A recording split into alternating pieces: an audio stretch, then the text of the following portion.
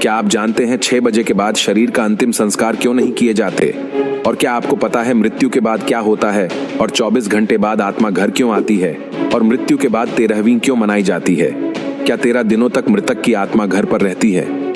Number 1, मौत से कुछ घंटे पहले इंसान के पैरों के नीचे से और सोल चक्र डिस्कनेक्ट हो जाते हैं। मतलब इंसान का धरती से कनेक्शन टूट जाता है और पैर ठंडे पड़ जाते हैं। नंबर 2, मरने के बाद इंसान का उसका संपूर्ण जीवन जन्म से लेकर मृत्यु तक फ्लैशबैक की तरह स्पीड से दिखता है। अकॉर्डिंग टू साइंस ये सपना लगभग 7 मिनट का होता है। उसके बाद ब्रेन शट डाउन हो जाता है और अंत में इंसान अपनी सुनने की शक्ति खो देता है, जिसके बाद ऐश कॉल टूट जाता है, जो कि एक तरह से शरीर और आत्मा का कनेक्शन है, जिसके टूटने से आत्मा शरीर से मुक्त हो जाती है।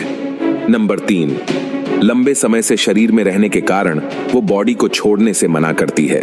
वो फिर से बॉडी में प्रवेश करने की काफी कोशिश करती है, लेकिन वो असफल रहती है। जैसे हमारे लिए किसी की मृत्यु को स्वीकार करना मुश्किल होता है, वैसे ही आत्मा भी शरीर की मृत्यु को मानने से इनकार करती है। नंबर 4, शरीर छोड़ने के बाद आत्मा बॉडी के 15 फीट ऊपर हवा में तैर रही होती है। वो अपने परिजनों को रोता हुआ देखती है।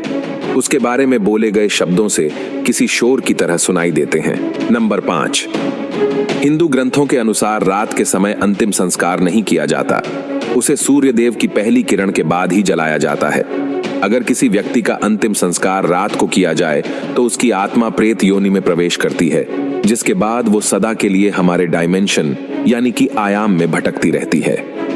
नंबर 6, मृत्यु के बाद शव को एक पल के लिए भी अकेला नहीं छोड़ा जाता।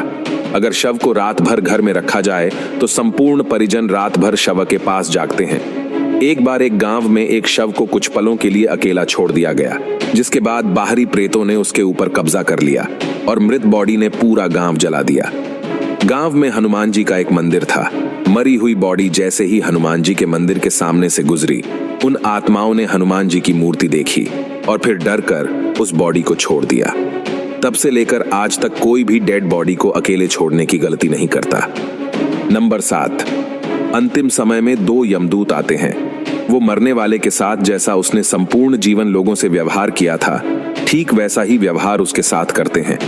अगर मरने वाला अच्छा आदमी है तो इजीली प्राण त्याग देता है, परंतु वो पापी है तो यमदूतों के टॉर्चर से वो तड़प तड़प कर मरता है।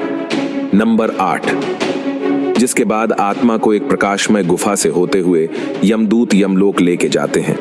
रास्ते में वैतरणी नदी पार करते हुए आत्मा को जाना होता है।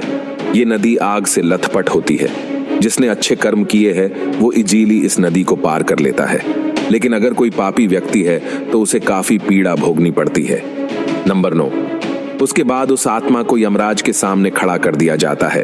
फिर चित्रगुप्त जी उस व्यक्ति के पाप और पुण्य का लेखा जोखा यमराज के सामने रखते हैं। उसके कर्मों के आधार पर उसे स्वर्ग या नरक भेजा जाता है। गरुड़ पुराण के अनुसार कुल 36 प्रकार के नरक है। यहाँ बताई गई यातनाएं किसी की कल्पना से भी खतरनाक है। नंबर 10, अगर कोई व्यक्ति सुइसाइड यानी आत्महत्या करके प्राण त्यागता है तो उसे और भी कठिनाई सहनी पड़ती है, क्योंकि उसने निर्धारित समय से पहले ही हार मान ली। यह शरीर हमारा नहीं है, ये किराए का मकान है जिसे कुछ समय के लिए यूज करने के लिए मिला है। ये मिट्टी का है और एक दिन मिट्टी में ही मिल जाएगा। नंबर 11, गरुड़ पुराण के अनुसार हमारे वास्तविक जीवन में किए गए हमारे कर्म ही हमें नरक दिलाते हैं। उसके बाद अगर कोई साधु या तपस्वी है तो उसे मोक्ष की प्राप्ति हो जाती है। नंबर 12, सबसे बड़ा सवाल, ये सब बातें हमें कैसे पता? गरुड़ देव जिनका बल अतुलनीय है, वो अकेले 700 इंद्र को पराजित कर सकते हैं। गरुड़ देव स्वर्ग से अमृत कलश लेकर उड़ गए थे, लेकिन उन्होंने अमृत पान नहीं किया। उन्हें बिना अमृत के ही अमृता प्राप्त हुई। ये वरदान उन्हें स्वयं श्री हरि नारायण ने प्रसन्न होकर दिया था। गरुड़ देव तो अमर है, उन्हें नहीं पता कि मृत्यु के बाद क्या होता है। इसलिए जिज्ञासावश उन्होंने श्री हरि नारायण से यह प्रश्न पूछा, और इसी विज्ञान को हम गरुड़ पुराण के नाम से जानते हैं। भगवत गीता में श्री कृष्ण ने कहा था, आत्मा न तो पैदा होती है और ना ही वह मरती है। वो तो सिर्फ वस्त्र की तरह एक शरीर से दूसरे शरीर में प्रवेश करती है। मृत्यु तो केवल शरीर की होती है, आत्मा की नहीं। ये जीवन मृत्यु का चक्र यूं ही चलता रहता है। इसीलिए don't die before you are dead, मरने से पहले कभी मत मरो। अंतिम समय में राम नाम सत्य है, इसीलिए कहा जाता है क्योंकि वही संपूर्ण जीवन का सार है।